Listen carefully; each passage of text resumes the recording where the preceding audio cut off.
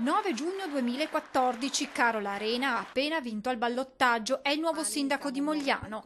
Esattamente 4 anni dopo, il primo cittadino ufficializza la sua ricandidatura per le amministrative del prossimo anno. Dopo la richiesta dell'intera coalizione che mi ha appoggiato 4 anni fa e della giunta di un pezzo importante, questa insomma civica, rappresentata da Lucio Carraro e Sandro Del Tedesco dal nome Il Ponte, ho accettato di ricandidarmi nel 2019 alla carica di sindaco. In questi anni ho amministrato come una madre che si prende cura della propria famiglia, ha spiegato Carola Arena.